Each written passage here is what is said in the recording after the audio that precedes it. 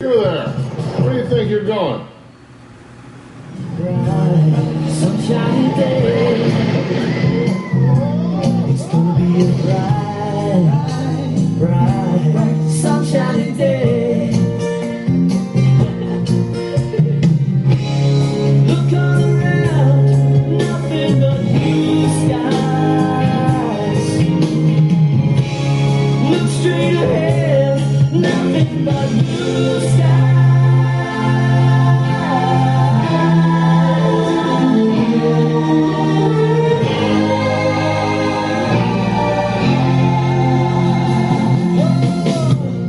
I can see clearly now, the rain is gone. I can see all.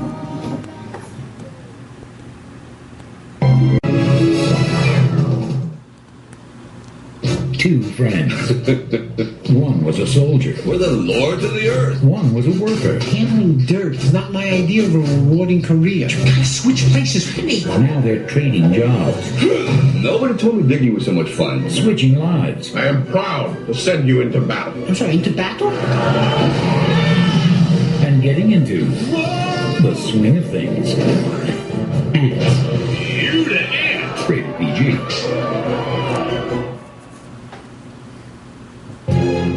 Critics are calling Antz a new kind of animated classic. I don't get all sappy about it. People magazine says adults will really get a kick out of Antz. Entertainment Weekly gives Antz its highest rating. Don't be so dramatic. It's mesmerizing and very, very funny.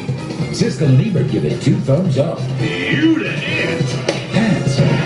Please, Chris, nothing real. Rated PG.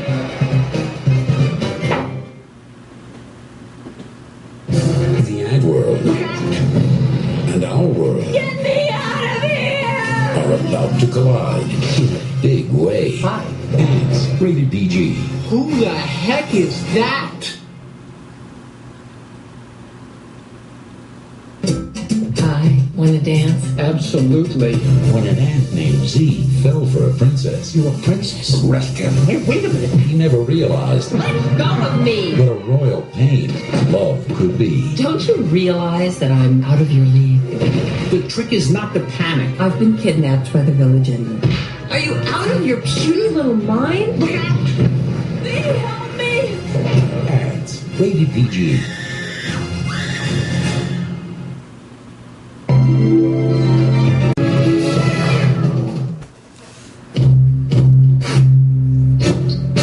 Beneath our feet lies another world. Why'd I have to be born a worker? In case you haven't noticed, we ants are running the show. We're the lords of the earth. A world just like our own. Okay, everybody, 6:15, time to dance.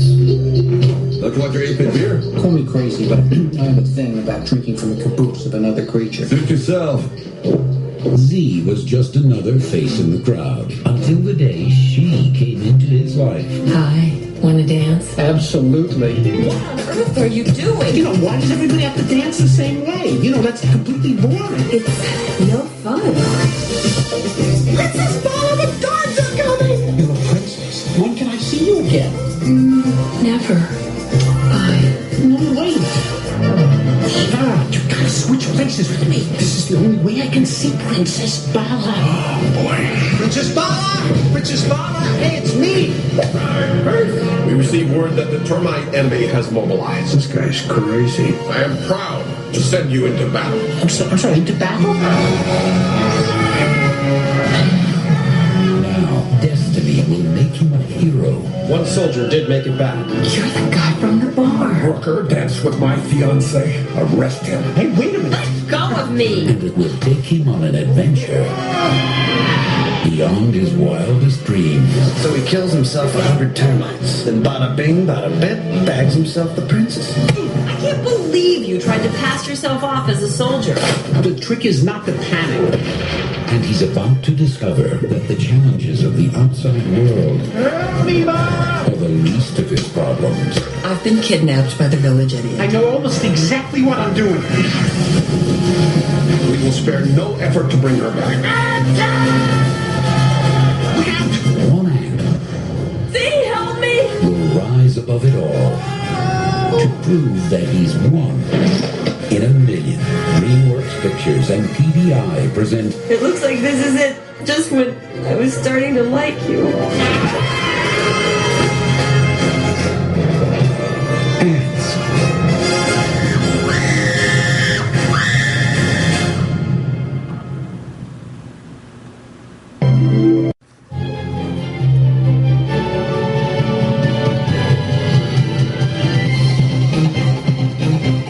You squash them and stomp them. Now discover them for the first time.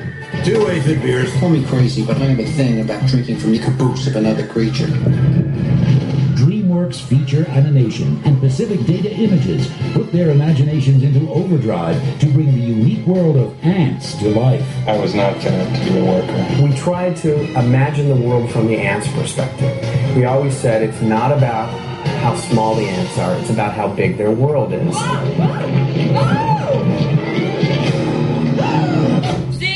We did spend a lot of time with cameras down at ant level, looking up at the world, looking out at the world. Guys gotta screw loose. Some of the biggest stars in Hollywood jumped at the chance to voice some very small parts. Let's take a walk on the wild side.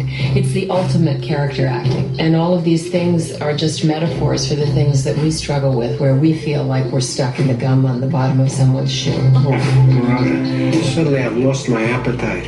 This is great fun. This is kind of what you thought acting was going to be like. Sacrifice. It's amazing. I wish other films that I had done had this kind of production value. It's incredible. It's cast of zillions. See? The little guy made it! Okay. All you ants, get over there.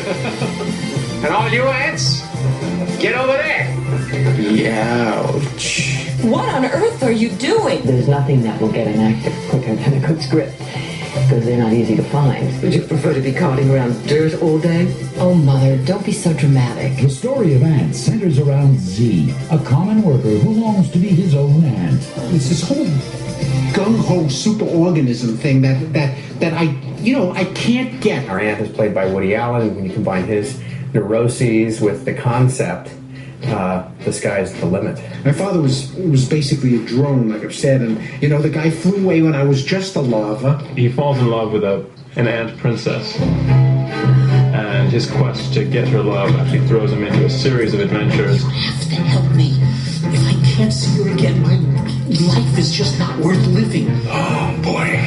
Z has got a best friend named Weaver. And in Weaver, we see what it's like to be one of these big galoots whose job is to go to war at a moment's notice. What happened to Z? He's taking a personal day, so I'm filling in. You fill in anymore and you'll explode. General Mandible, he's got a grand and horrifying scheme for what he envisions as the perfect colony. Let's go marching one by one, hurrah, hurrah. I am proud to send you into battle. Slaughter termites just for fun, hurrah, hurrah. To bring the computer-animated characters to life, PBI developed proprietary software that took CGI technology to new heights. There have been some wonderful developments on Antz, in particular the facial animation system. We actually have muscles that control all the face. Like if I do a little sneer, I'm contracting the muscle here. The number of actual controls, both bones and muscles, was over 300. I think it just ups facial animation one more level and just provides a richness and a believability beyond anything I've seen so far.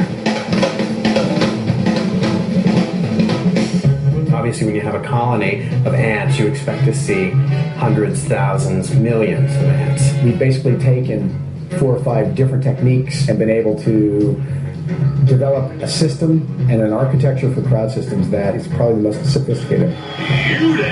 You're used to those kind of things happening in live action, but it gives a layer of reality to our film that is just terrific. Hey, buddy, get back in place. What if I don't like my place? Buckle up, Spanky. On October 2nd, be prepared to go underground with a romantic comedy adventure of great magnitude. Antz.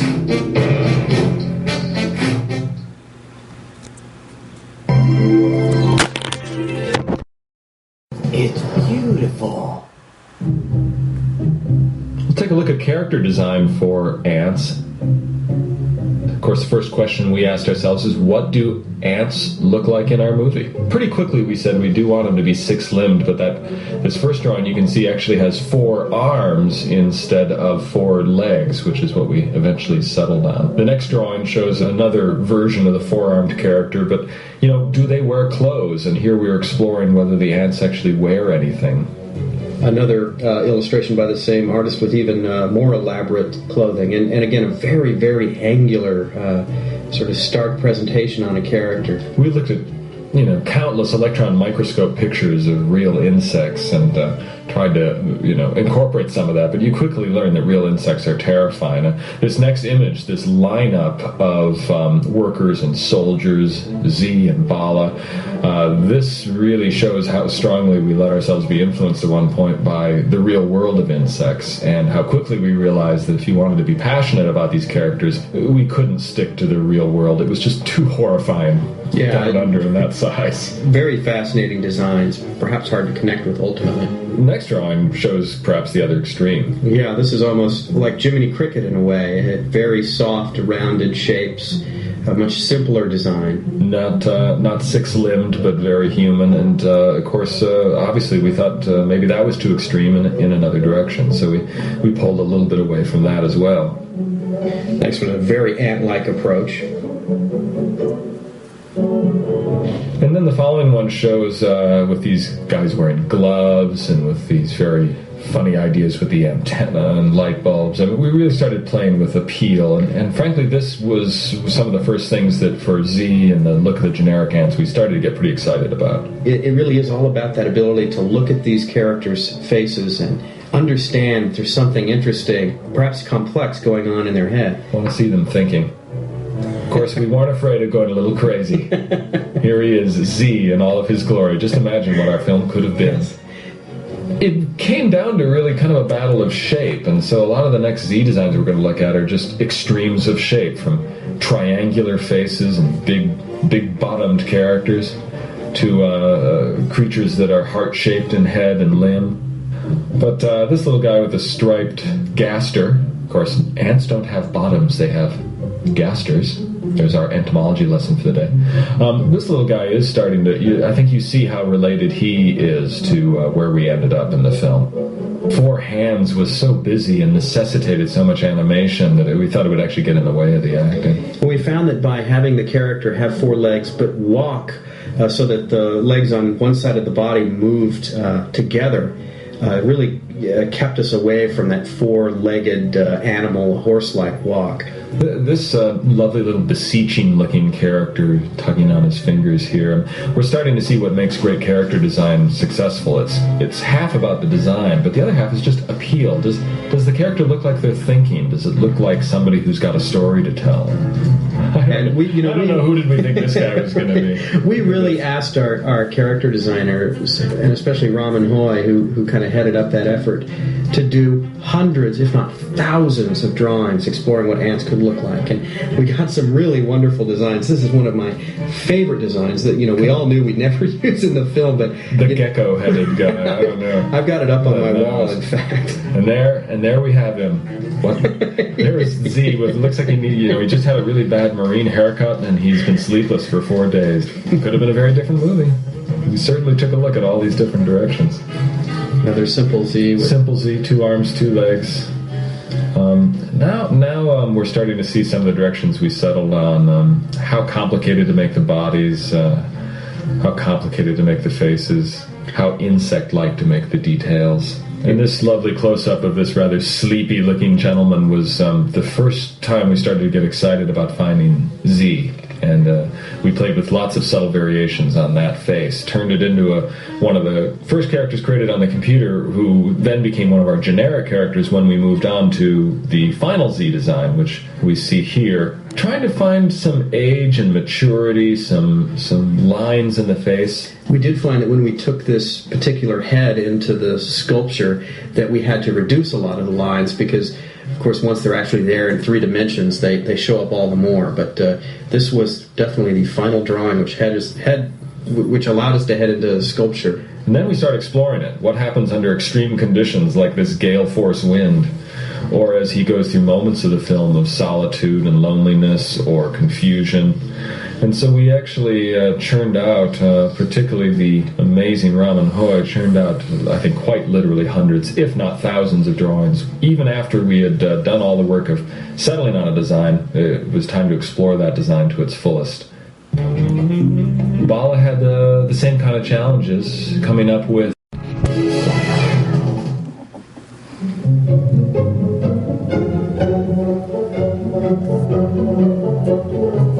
One of the things we said to ourselves very early in this film is that this was not going to be a film about little tiny creatures. This was going to be a film about a huge world. Antz is a film about one ant in a colony of millions. We brought together directors Eric Darnell and Tim Johnson to explain the detailed process of the making of Antz. We're going to take a look at how do we make an animated film, and where does it start, and how does it go about finding its way to final animation. Here, in fact, is where it starts, as storyboard, drawings. Sometimes primitive, very simple, sometimes very elaborate, but always about content. It's essentially like a comic book filmed in the timing and order of the actual sequence. Yeah, Randy Cartwright was our head of story, and he worked with anywhere from 2 other to 15 other story artists, depending upon where we are in the production, to lay these storyboards out for the film. Ouch! We actually have Woody Allen and Sharon Stone's voice here, but when a storyboard begins its life, it's often recorded with temporary talent, including Eric and myself and the producers and other artists and animators who lend a hand by lending their voice, and we use that as the very starting point to start cutting together images of the film.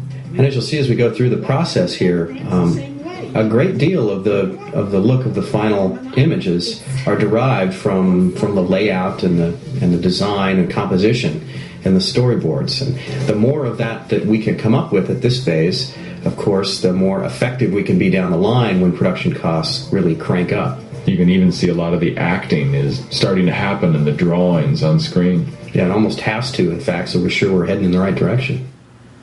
Now, this rather frightening-looking series of images is layout. Simon Smith, our head of layout, will work with the directors, Eric and myself, work with storyboard artists, and start to realize these drawings in the three-dimensional world of the computer. And this is the equivalent on the computer of what a stick figure is in a drawing. Primitive, but it explains the basics of what we're doing. So it's critical that we of course get the space laid out. It is a sort of a virtual three-dimensional space, and we have to make sure that our camera is in the right place, our characters are going to be framed correctly once they go into final animation, and we have to give those animators doing the final animation the camera angle that their character is going to finally be seen from, because they need to animate to the camera. They have to play to the camera's point of view. You can see, by the way, that we didn't have the dance cycle done yet. That's right. So what did we have? The drinking cycle. It's an aphid fest going on here. But it worked in the sense that we saw sort of the density of the crowd. It gave us our cinematography, our first look at composition. Animation really only works with camera, even though the layout artists work to give us a sense of some of the action. The animators will strip that away and start from scratch.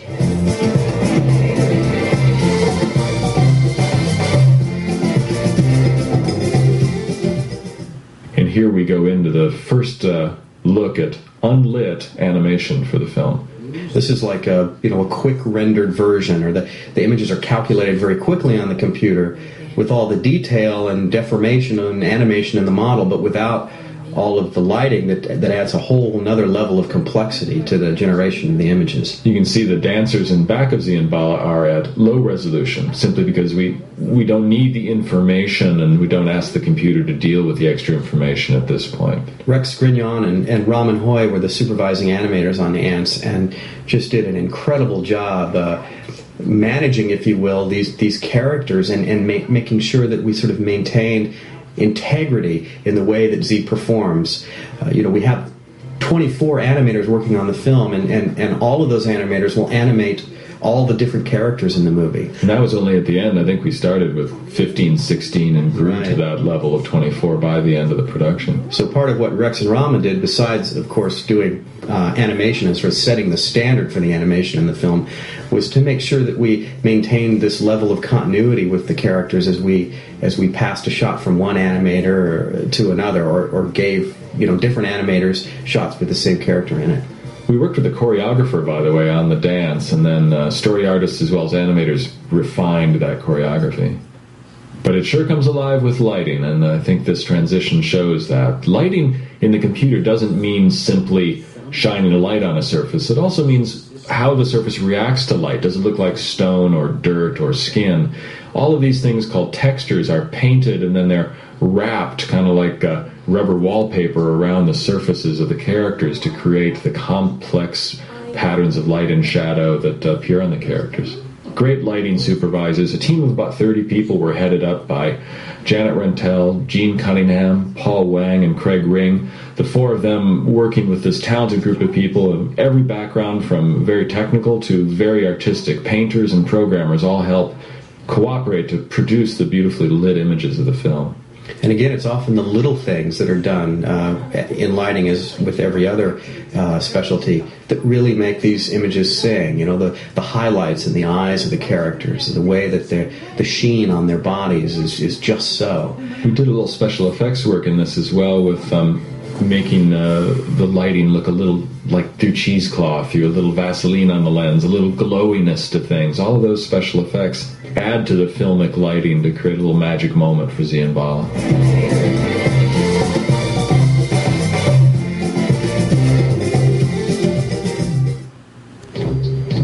This is great, just to see all four versions play at once, and you can see, looking at the upper left and lower right, how similar many things are, and also see where decisions were made in the process to change things based on discoveries we made in layout or even motion. The process is a lot of people and a lot of time. We may go through storyboarding a sequence many times, and it may be 6 months of storyboarding, going through several different story artists trying things out before it goes through layout. Layout has a couple weeks where 4 people or so work on it to perfect it. And then we go to motion. A sequence like this can take a team of our animators, perhaps about 8 of them working on this sequence. They might work on the sequence for another 8 weeks or so before it's handed to lighting.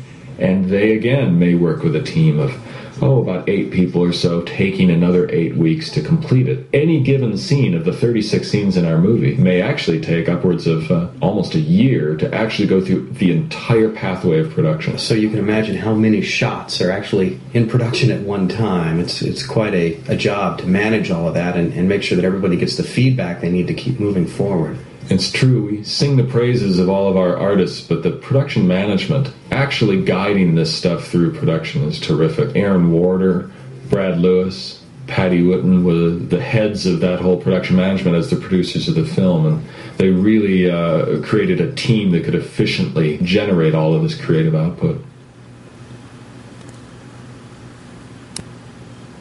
So this is the section of the sequence, of course, where the drop of water comes down and traps Z. Another look at how the story is really told so effectively with some very simple drawings before you get all of the elaborateness of computer animation, and before you get 100 people involved. You can really make an impact as a story artist on the film. And you certainly learn a lot by seeing the whole film this way before you take it into production. You in particular, a sequence like this one, which is so difficult to do water in computers, our effects department, Ken Bielenberg and Philippe Gluckman in particular, as heads of the department, they look at the storyboard and they start to see the problems facing them as effects animators, and they begin to work with programmers and design all of the different technical ways in which they're going to pull off the sequence. At this stage, the modeling department starts supplying final models for things too, so that we can lock down camera angles and what have you. And so Conrad Dutton leads a team that is working furiously to make sure that we have the high-resolution models that we need to tell the story.